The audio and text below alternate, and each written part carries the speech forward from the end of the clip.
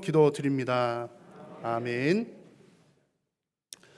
여러분, 살다가 보면 참 이해가 안 되는 일들이 너무나 많이 일어나죠. 왜 전쟁이 일어나가지고 저렇게 많은 사람들이 죽어야 되는지, 또 저렇게 지진이 일어나서 그렇게 고통을 받아야 하는지, 또 내 인생에도 생각하지 못한 온갖 일들이 일어나서 왜 나를 그렇게 괴롭게 하는지 등등 참 이해가 안 되는 일들이 참 많습니다.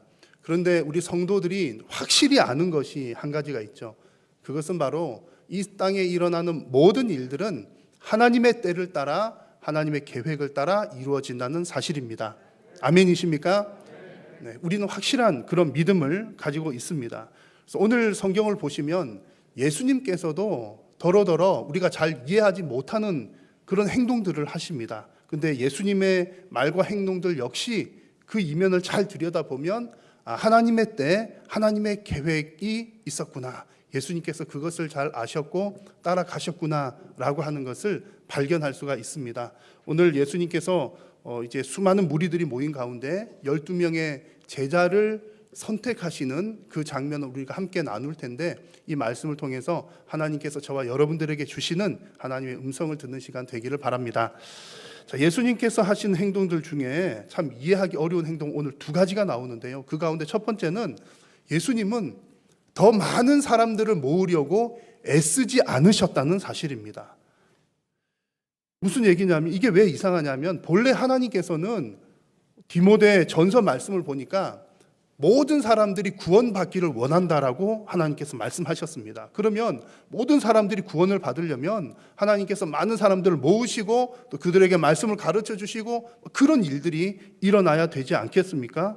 어떻게든 사람들을 더 많이 모으고 더 많이 알리려고 노력을 해야 될 텐데, 오늘 말씀을 보니까 예수님께서는 그런 기회들을 그냥 흘러보내시는 겁니다. 지금 예수님이 계신 곳은 갈릴리인데요, 오늘 보면 바로 앞부분에 어떤 내용이 나왔냐면, 오늘은 마가복음 10번째 말씀이고요, 지난번 9번째 말씀에 이런 내용이 나왔습니다. 예수님께서 한쪽 손 마른 사람을 고쳐주셨다는 그 내용 기억나시죠? 기적을 일으켜 주신 거죠. 사람들이 많이 보는 데서 이제 손이 이렇게 굳어진 사람을 펴서 온전하게 만들어 주신 겁니다. 많은 사람들이 그 기적을 보았습니다. 자, 그런데 그런 기적을 본 사람들 중에 또 예수님의 반대자들이 있었는데, 그 가운데 바리새인들이 이런 이야기들을 했습니다. 어떻게 하면 저 예수를 죽일까? 예수님께서 막 기적 일으키시고 사람들이 모여드니까 예수를 죽여야 되겠구나, 이런 이제 계획들을 세우는 겁니다. 자, 오늘 내용은 그 다음에 이어지는 내용인데요, 오늘 읽은 말씀의 7절은 이렇게 시작합니다. 예수께서 제자들과 함께 바다로 물러가시니, 물러가셨다는 표현이 나옵니다. 여기 물러가셨다는 표현은 이런 내용입니다. 앞구절에 나오는 것처럼 바리새인들이 예수님 막 죽이려고 계획을 세우니까 예수님께서 그들의 마음을 아시고 그 자리를 피하셨다라는 내용입니다. 그 자리를 피하셨다, 피해서 떠나셨다는 거죠. 이 모습을 보면 이제 마태복음이 좀 더 이렇게 자세하게 나와 있는데요, 이 모습을 보면 언뜻 보면 예수님께서 무서워서 도망가셨나? 그런 생각이 들기도 합니다. 예수님 죽이려고 계획 세우니까 내가 일단 살고 봐야지, 그런 마음으로 도망을 가셨는가, 이런 생각이 들 수도 있습니다만 사실은 그렇지는 않습니다. 왜냐하면 지금 예수님은 지금 뭐 하고 계신 중입니까? 병 고치시죠. 귀신 쫓아내는 중이십니다. 그 말씀은 예수님께 그런 권능이 있다는 얘기죠. 그렇게 귀신 쫓아내고 귀신들도 무서워서 벌벌벌 떠는 예수님이신데, 예수님이 바리새인들 무서워서 자리를 피했거나 도망간 것은 아닐 거라는 얘기입니다. 그래서 지금 사실은 지금 이 타이밍, 바리새인들이 예수님 죽이려고 저 사람 죽이자 막 그렇게 할 때는 도망가야 할 타이밍이 아니라 오히려 예수님의 입지를 더 탄탄하게 굳히기가 좋은 타이밍인 겁니다. 그렇지 않겠습니까? 사람들이 막 저에게 몰려드는데 반대하는 세력이 있다는 거죠. 반대하는 세력이 막 일어날 때 더 커지기 전에 그 능력이 있으신 예수님이시니까 어떤 능력을 가지고 바리새인들, 헤롯 당들 확 그냥 이렇게 뒤집어 엎어 놓으시면 더 많은 사람들이 놀라가지고 역시 예수님 능력자시네, 사람들이 다 예수님께로 모여들고 예수님은 권력을 더 많이 얻으실 만한 타이밍입니다. 그런데 예수님께서 그렇게 하지 않으셨다는 거죠. 오히려 피해서 가셨습니다. 그래서 이 모습을 보면 사실 이제 예수님께서 왜 굳이 그들 피해서 가셨을까? 괜히 오해받으시게, 괜히 무서워서 도망가시는 것처럼 왜 그럴까? 이해가 잘 안 되기도 합니다. 어떻든 그나마 다행스럽게도 그렇게 피해서 떠나가셨지만 7절의 뒷부분에 보니까 더 큰 무리들이 예수님을 따라왔습니다. 이런 거 보니까 이제 그렇구나, 한 번 더 기회가 왔구나, 역시 하나님께서 길을 잘 인도해 주시나 보다, 좋은 기회 한 번 보냈지만 사람들이 더 많이 몰려드니까 이제는 타이밍 잘 잡아가지고 예수님께서 뭔가 세력을 확실하게 형성하면 좋겠다, 그런 타이밍이 딱 옵니다. 자, 그런데 이번에는 예수님께서 더 이해하기 힘든 말씀을 또 하십니다. 12절의 말씀을 같이 한번 읽겠습니다. 예수께서 자기를 나타내지 말라고 많이 경고하시니라. 아멘. 예수님께서 소문내지 마, 이 얘기를 하시는 겁니다. 누구에게요? 병 고침 받은 사람들에게, 그리고 귀신들에게도요. 귀신들도 막 이렇게 떠들고 하니까 귀신들한테도 말하지 마 그러셨고, 병 고침 받은 사람들한테도 소문내지 마, 예수님 그렇게 말씀하셨습니다. 자, 여러분, 지금 이 상황은 오히려 너희들 가서 소문 좀 더 많이 내줘, 이렇게 하는 게 더 유리해 보입니다. 병 고침을 받았으면 확실하게 뭔가 지금 경험을 한 사람이잖아요. 그러니까 진짜 리얼하게 어디 가가지고 예수라는 사람이 내 병 고쳐줬어, 이봐 내가 이랬는데 이렇게 나왔어, 그러면 그냥 예수님의 소문은 지금까지도 잘 이렇게 퍼지고 있었는데 아마 10배, 100배는 더 큰 무리를 형성할 만한 그런 타이밍인 겁니다. 그런데 이 좋은 타이밍에 예수님께서는 더 이상 소문내지 마라고 엄히 경고를 하셨습니다. 왜 예수님께서 이렇게 말씀하셨을까요? 여러분, 예수님께서 이렇게 말씀하신 이유는 바로 하나님의 때가 아직 이르지 아니하였기 때문입니다. 핵심 키워드는 하나님의 때라는 거죠. 하나님은 모든 사람들이 다 구원받기를 원하시지만, 그것은 사실이지만 그 구원을 완성시키기 위한 하나님의 때가 있다는 얘기입니다. 그 때는 언제입니까? 예수님께서 십자가를 지시는 때입니다. 그것이, 그때가 하나님께서 구원을 완성하시는 때요, 구원을 이루시는 때요, 하나님께서 원하시는 때이며 예수님께서 왕 되시는 때입니다. 그리고 그것이 하나님의 계획입니다. 예수님께서 십자가를 지시고 죽으셔야, 그리고 죽으시고 난 다음에 부활하셔야 하나님의 뜻이 이루어지기 때문이죠. 근데 만약에 이제 막 사람들이 막 몰려온다고 해서 예수님이 얼씨구나, 잘됐다, 그래 이번에 조금 더 쓰고 조금 더 하고 조금 더 사람 모으면 내가 이스라엘의 왕이 되겠구나, 조금 더 넓히면 뭐 이집트까지 정복하겠구나, 그러실 리는 없지만, 만약 예수님께서 그렇게 하셨다면, 사람들의 요구대로 따라서 그렇게 하셨다면 예수님은 그 지역의 왕은 될지는 모르지만 온 인류를 구속하는 온 우주의 왕은 되실 수가 없었던 것입니다. 그래서 예수님께서는 더 많은 무리를 모을 수 있는 기회가 있었음에도 불구하고 오히려 사람들에게, 또 귀신들에게 알리지 말라고 말씀을 하셨던 겁니다. 하나님의 때를 아셨기 때문이고 하나님의 때를 기다리셨기 때문입니다. 여러분, 우리 성도의 인생과 교회의 사역에 있어서도 하나님의 때가 너무나 중요합니다. 하나님의 때를 알고 기다리는 것 너무나 중요합니다. 내가 보기에는 지금이 때다 싶지만 하나님 보실 때는 아닐 때들이 더러 있다는 얘기입니다. 그래서 우리 성도들은 늘 하나님의 때를 분별할 수 있는 지혜를 달라고 하나님께 기도해야 됩니다. 그리고 그 기도 그냥 아무 근거 없이 기도하는 것이 아니라 하나님의 말씀을 근거로, 하나님 말씀을 읽고 말씀을 들으면서 하나님 때를 분별케 하여 주옵소서라고 기도해야 합니다.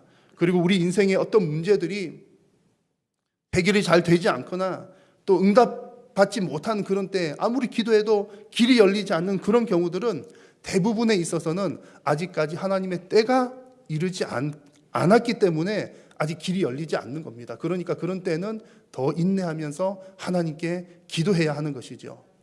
여러분 하나님의 자녀인 줄로 믿으십니까? 여러분 하나님의 자녀 맞으시죠? 여러분들이 하나님의 자녀가 확실히 맞다면 하나님께서는 여러분들에게 가장 좋은 것으로 주시는 분인 줄로 믿습니다. 그건 뭐 의심할 여지가 없죠. 사람도 자식에게 가장 좋은 것을 주고 싶어 하는데 하늘 아버지께서 우리들에게 가장 좋은 것 반드시 주시는 분이십니다. 그런데 그런 마음을 가지고 계신 하나님께서 아직까지 주시지 않는다면, 문제가 해결되지 않는다면 아직까지 우리에게 가장 적절한 타이밍이 오지 않았다는 이야기입니다. 그러니 우리는 성도들은 늘 항상 하나님의 때를 기다리면서 기도하면서 또 때를 분별하기에 힘써야 할 줄로 믿습니다. 자, 오늘 예수님께서 행동하신 것 중에 두 번째로 또 이해가 안 되는 행동들이 있는데요. 그것은 12명의 제자를 뽑으시는 겁니다. 그 12명, 그들 뽑으시는 게 사실은 이해가 안 된다는 겁니다. 오늘 말씀의 13절을 보시면 예수님께서는 이제 다른 수많은 무리들이 있는데 그 수많은 무리들 중에 지금 12명을 선택을 하시는 겁니다. 13절 말씀 보니까 자기가 원하는 자들을 부르셨다고 나와 있습니다. 이게 무슨 뜻이냐면 예수님께서 원하시는 자들을 뽑았다, 이 얘기는 그 사람들의 어떤 조건이나 그 사람들의 능력을 보고 뽑으신 것이 아니라 그냥 예수님께서 예수님의 주권대로, 그들의 점수대로, 능력대로가 아니라 예수님의 주관대로 뽑으셨다는 얘기입니다. 그리고 누가복음 말씀을 보니까 그들을 12를 선택하셔서 사도라고 부르셨습니다. 사도라는 말은 특별한 사명을 받고 파송을 받은 사람을 말합니다. 그런 사람이 사도입니다. 자, 그러면 여러분 보십시오. 이 12명은 보통 사람입니까? 특별한 사람입니까? 특별한 사람이죠.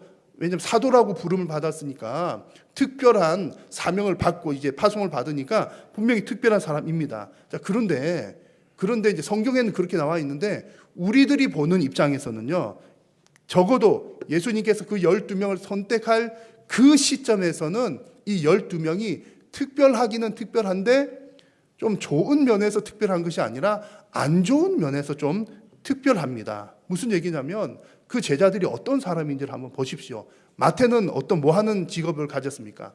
세리였잖아요. 예수님 당시의 세리는 그 동족들에게 좋은 이미지가 아니라 오히려 손가락질 받는 사람이었습니다. 그런 사람이 예수님 제자로 뽑혔습니다. 또 예수님의 부름을 받은 사람들 중에 여러 사람들이 직업이 어부였습니다. 어부가 나쁘거나 뭐 그런 건 아니지만 적어도 아주 학식이 많거나 대단히 똑똑한 사람은 아니고 보통 사람이었다는 거죠. 베드로 같은 경우는 어떤 사람입니까? 성격이 불 같은 것은 두말할 것도 없고 나중에는 잠시 이기는 하지만 예수님을 부인할 사람이었습니다. 더 큰 문제는요, 가룟 유다는 나중에 은30에 예수님을 팔아 넘길 사람이었습니다. 그러니까 여러분, 이 사람들이 특별합니까? 보통입니까? 특별하잖아요. 좋은 면으로요? 아니요. 이상한 쪽으로 볼 때 오히려 더 특별한 사람들이었습니다. 인류를 구원할 그 예수님의 제자라면 좀 탁월한 면에서 특별해야 할 것 같은데 오히려 지금 예수님의 제자들은 그다지 좋지 못한 면에서 특별한 모습을 보여줍니다. 예수님은 왜 더 탁월하고 능력 많은 사람들이 분명히 그 많은 무리들 가운데 있었을 텐데 왜 예수님은 탁월하고 능력 많은 사람이 아니라 보통 사람 혹은 그 이하의 사람들, 그 12명을 선택하셨을까요? 혹 우리가 이제 이런 오해를 할지도 모르겠습니다. 그래, 예수님도 모르셨겠지. 설마 베드로가 부인할 줄 어떻게 아셨을까? 막 잘하겠다고 그랬는데 어떻게 그렇게 아셨을까? 유다가 그럴 줄 어떻게 누가 알았을까? 모르셨을 거야 라고 생각할 수도 있지만 그렇지는 않습니다. 예수님 다 알고 계셨습니다. 나중에 가룟 유다가 예수님 팔기 전에 기록된 내용들을 보면 예수님께서 이런 말씀하셨어요. 그러니까 누가 나를 팔지 예수님 알고 계셨다는 얘기고 나는 기록된 대로 간다 라는 말씀까지 이렇게 하시면서 누가 예수님을 팔게 될 것을 다 알고 계셨다는 얘기입니다. 그렇다면 나머지 11명에 대해서도 예수님은 분명히 다 알고 계셨다는 얘기입니다. 알면서 그들을 다 뽑으셨다는 거죠. 그러면 왜 그들을 뽑으셨을까요? 다 이상한 사람들 많이 있는데 왜 그들을 뽑으셨을까요? 이게 중간 과정들은 참 복잡하고 우리가 다 이해할 수 없지만 가장 중요한 것, 예수님께서 12명, 그들 12명을 뽑으신 이유는 결론은 하나님의 뜻을 이루기 위함이었습니다. 하나님의 뜻을, 그 한 명 한 명들을 뽑으신 목적들이 다 있는데 하나님의 뜻을 이루기 위함이었다는 겁니다. 심지어 예수님을 팔아넘긴 유다조차도 시편의 말씀에 나오는 구약의 예언을 응하게 하기 위해서, 스가랴나 여러 곳에 또 이런 내용들이 나오지만 하나님의 말씀을 이루기 위해서, 그리고 나머지 제자들도 보면 결국에는 처음에는 비록 부족하고 연약한 모습이었지만 결국에는 하나님의 뜻대로 쓰임 받아서 교회의 기둥 같은 일꾼이 되고 또 목숨을 바쳐서 순교하기까지 하나님 나라를 위해서 충성을 다하는 일꾼들이 되었던 겁니다. 그래서 이런 모습들을 보면 결국 예수님께서 선택하신 그 선택은 선택받은 자의 탁월함 때문이 아니라 선택하신 분의 계획을 따른 것이며, 결국 그들은 하나님 앞에 다 각자의 모양대로, 심지어 유다는 그 안 좋은 그런 목적이지만 그 모양대로 하나님의 뜻에 쓰임 받았다는 것입니다. 여러분, 지금 우리 성도님들도요, 오늘 예수님께서 이 12제자를 선택하신 이 과정들을 보면서 이 원리를 우리도 잘 알고 순종해야 됩니다. 우리 성경대로 한다는 게 이런 거죠. 예수님께서 이런 이유로 이렇게 선택을 하셨구나. 이 원리를 우리도 잘 알아야 됩니다. 지난 주일에 우리가 은혜 가운데 직원 선거를 참 잘 마쳤습니다. 그래서 직원 선거는 이제 하나님께서 당신의 일꾼을 부르시는 아주 대표적인 방식 가운데 하나입니다. 우리가 회의를 통해서 또 투표를 통해서 하는 것은 사람의 손을 통해서 투표를 하지만 그 일을 이루시는 분은 하나님이시기 때문에 하나님께서 사람 선택하시는 대표적인 방식이 그런 방법입니다. 목회자를 부르실 때도 마찬가지고요. 또 이런 방식 외에도 직원 선거 외에도 또 다른 여러 가지 내적인 외적인 부르심을 통해서 하나님의 사역으로 부르는 경우들이 많이 있습니다. 자, 하나님께서 성도들을 어떤 형태로든 우리 성도들을 특별한 일을 위해서 부르신다면 그 부르시는 그것은 나의 능력의 탁월함 때문이 아니라 하나님의 계획 때문에 부르시는 줄로 믿으시기를 바랍니다. 전적인 하나님의 은혜로 부르시는 것이요 하나님의 계획을 따른 것입니다. 그러니 여러분, 부름을 받은 사람은 겸손하게 부름을 받아들여야 하는 것이지요. 내가 능력이 있어서 부름받은 것이 아니라 하나님 계획이 있으셔서 부르셨으니 하나님 저를 하나님의 그 계획에 사용해 주셔서 감사합니다 라는 마음을 가져야 하는 것입니다. 이것이 중요한 원리이고요. 또 한 가지는 간혹 이제 우리가 그렇잖아요. 나는 아무리 생각해도 나는 능력이 안 되는 것 같아. 나는 뭐 그런 일을 감당할 사람이 어떤 일이든 간에 하나님께서 일을 주실 때 저는 그거 감당할 능력이 없는 사람 같아요 라는 생각을 하는 경우들이 더러 있습니다. 그래서 하나님의 부름을 안 받는 경우들이 있죠. 오늘 예수님의 12제자를 보면 알 수 있듯이 여러분, 능력이 있어서 부르는 것 아니고 또 능력에 있고 없고가 상관이 없다는 얘기입니다. 없어도 부르실 때는 그만한 하나님의 이유와 뜻이 있습니다. 그래서 하나님께서 부족한 나를 부르셨다는 생각이 든다면 하나님 부족한 자를 불러주셔서 감사합니다 라는 마음으로 부르심에 응답을 해야 합니다. 이것이 예수님께서 12제자를 부르시는 과정에서 우리에게 보여주시는 중요한 메시지입니다. 여러분, 하나님께서 우리 한일교회를 방학동에 세우셨습니다. 방학동보다 더 좋은 동네가 없잖아요. 더 좋은 동네 없는데 그 다음으로 좋은 동네는 강남? 그 다음으로 좋은 동네는 분당? 그 정도 되겠지만 우리를 방학동에 부르신 이유, 이곳에 한일교회를 세우신 이유, 한일교회에 여러분들을 부르신 것은 분명히 하나님의 목적과 계획이 있는 줄로 믿습니다. 그래서 우리가 그 하나님의 계획을 알고 하나님의 계획대로 쓰임 받는다면 그것이 우리에게 가장 큰 복인 줄로 믿습니다. 하나님의 계획대로 쓰임 받는 저와 여러분 되기를 간절히 소망합니다. 자, 예수님께서는 이렇게 이제 많은 사람들을 부르려고 하지 않으시고 12명, 그것도 별로 탁월하지 않은 사람 12를 부르셨습니다. 자, 그런데 예수님께서 이 12를 부르셨지만 사실 예수님의 목적은 12라고 하는 숫자에만 있는 것이 아니라 더 많은 사람에게 하나님의 나라를 전하시는 것이 예수님의 목적이었습니다. 지금 당장은 12이지만 사실은 예수님의 범위는 그 12이 아니라 지구 전체, 온 세계, 모든 시대를 통하는 모든 세대와 모든 지역인 것입니다. 예수님께서 12제자를 부르셔서 어떻게 하셨는지를 보면 그 예수님의 뜻을 발견할 수 있습니다. 오늘 14절과 15절의 말씀을 같이 한번 읽겠습니다. 이에 12를 세우셨으니 이는 자기와 함께 있게 하시고 또 보내사 전도도 하며 귀신을 내쫓는 권능도 가지게 하려 하심이러라. 아멘. 예수님께서 제자들 12를 부르셔서 하신 건 세 가지입니다. 하나는 함께 있는 것, 두 번째는 파송하신 것, 세 번째는 권능 주신 것입니다. 오늘 성경 공부에서 말씀을 드린 것처럼 여러분 소그룹으로 뭐 하는 것은 대단히 유익한 점이 많습니다. 지금 오늘 예배하는 이 자리는 대그룹으로 하는 거거든요. 대그룹 예배도 반드시 필요한데 소그룹도 우리 신앙이 자라고 또 하나님 앞에서 어떤 사역을 하는 데 있어서 너무나 중요하다는 겁니다. 그 소그룹이 중요한 것 중에 가장 큰 이유는 함께 있으면서 우리가 피부로 직접 배운다는 데 있습니다. 배움이 그냥 머리로만 되는 게 아니라 몸으로 배워진다는 거죠. 여러분, 배우는 방법들은 대단히 여러 가지가 있습니다. 책을 통해서 배울 수 있죠. 강의를 통해서 배울 수 있죠. 요즘에 여러분 제일 잘 배우기 쉬운 것은 유튜브잖아요. 유튜브 보시면 집도 짓는데요. 실제로 이렇게 집 짓는 사람도 있고요. 혹시 유튜브 보시고 여러분 산속에 들어가서 땅 파는 분 안 계실지 모르겠는데 여튼 뭐 온갖 거 다 유튜브만 보면 다 할 수 있답니다. 그만큼 온갖 정보들이 있어서 다 배울 수 있어요. 여러 가지 그런 방법들이 있지만 여러분 적어도 우리가 하나님의 나라를 전하고 가르치기 위해서는 그 배움이라는 것이 우리 삶으로 그냥 머리로만 지식으로만 배우는 것이 아니라 삶으로 피부로 내가 경험하는 것으로 배워야 한다는 겁니다.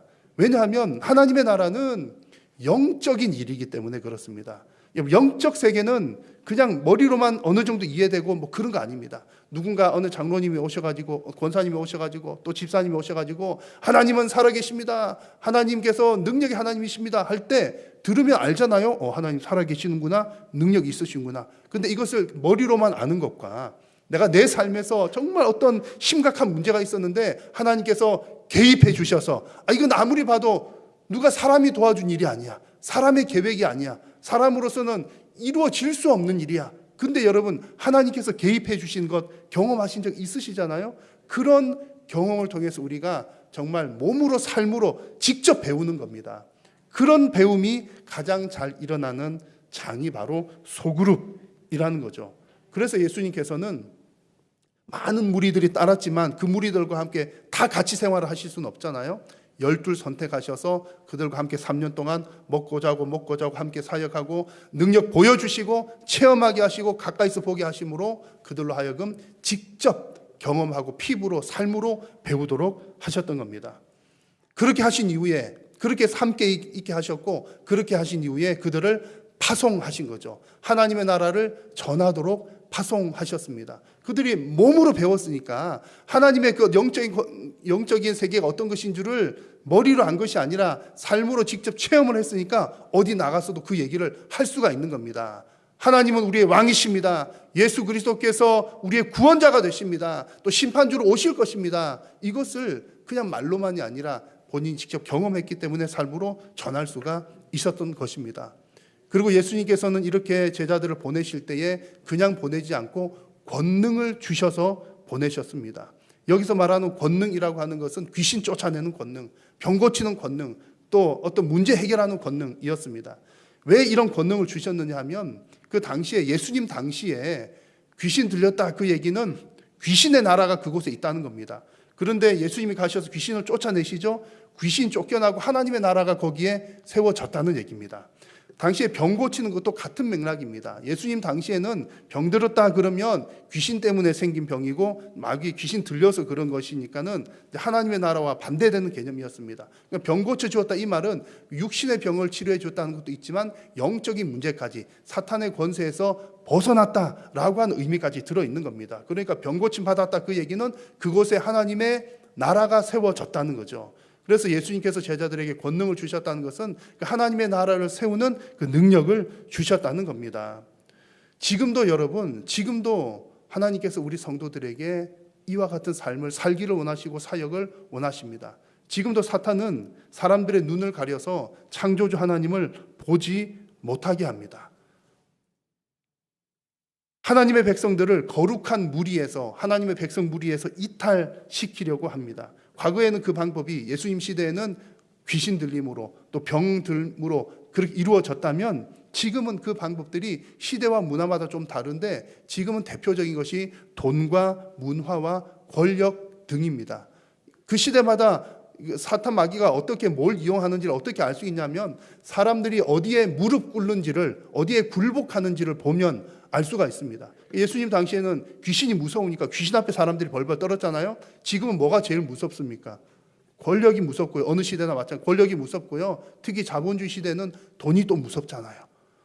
그리고 우리 삶에 은근히 젖어드는 문화, 많은 사람들 문화에 휘둘려서 살아갑니다. 여러분, 권력과 돈과 문화가 그 자체가 나쁘다는 이야기는 아니에요. 이것은 잘 사용하면 좋은 도구가 되는데 사탄 마귀는 나쁘게 사용해서 사람들로 하여금 하나님께로부터 떨어지게 만들고 이것 앞에 굴복하게 만들어서 우상화 시킨다는 이야기입니다. 그래서 우리 거룩한 백성들은 사탄 마귀가 이런 것들을 벌이는 줄을 잘 알고 우리가 싸우는 싸움은 영적 싸움이다라고 하는 사실을 잘 알고 있어야 되고, 이 싸움을 위해서 예수님께서 제자들에게 권능을 주신 것처럼 하나님의 백성들에게 권능을 주셨는데 지금 이 시대에 저와 여러분들에게 주신 하나님의 권능은 말씀의 권능, 성령 충만의 권능입니다. 우리가 내 힘으로 싸우고 내 힘으로 이겨나가는 것이 아니라 하나님의 진리의 말씀으로 또 성령께서 내 삶을 주도해 나가심으로 우리는 영적 싸움에서 이기게 되는 줄로 믿습니다. 그래서 여러분, 우리가 뭐 예수님 제자 얘기하면 대단히 먼 얘기처럼 들리잖아요. 아니, 예수님 제자는 대단한 사람들이고 우리는 보통 사람들인데 우리는 뭐 그냥 뭐 하나님 일이 문제가 아니고 내 일도 하나 해결 못 해가지고 헉헉거리면서 살아가는데 어떻게 귀신 또 악한 영의 세력 어떻게 대적하면서 살아갈까요? 그런 생각이 들기도 하지만, 그러나 여러분, 하나님께서 우리를 성도로 부르셨다는 그 자체가 특별한 부르심이요, 하나님께서 우리를 사랑하신다는 자체가 우리는 특별한 존재라는 이야기입니다. 그리고 그런 특별한 부름을 받은 하나님의 성도들은 말씀 충만으로 성령 충만으로 우리의 삶을 살아가는 것 자체가 성도의 삶에서 하나님의 나라를 이루어가는 일이 되는 줄로 믿습니다. 우리가 뭐 귀신하고 뭐 그냥 물러가라 싸우는 것만이 싸움이 아니라 말씀대로 성령대로 살아갈 때에 그곳에 악한 영의 세력들은 물러가고 하나님의 뜻이, 하나님의 나라가 이루어지는 줄로 믿습니다. 그래서 여러분, 이 일을 위해서 우리 모든 성도들은 하나님의 때를 분별하고 하나님의 계획을 깨달아 알아야 할 줄로 믿습니다. 악한 영의 세력이 가득한 이 땅 가운데 여러분, 하나님의 때를 기억하시고 하나님의 계획을 이해하시면서 말씀 충만, 성령 충만으로 승리하시는 우리 모두가 되기를 간절히 소망합니다.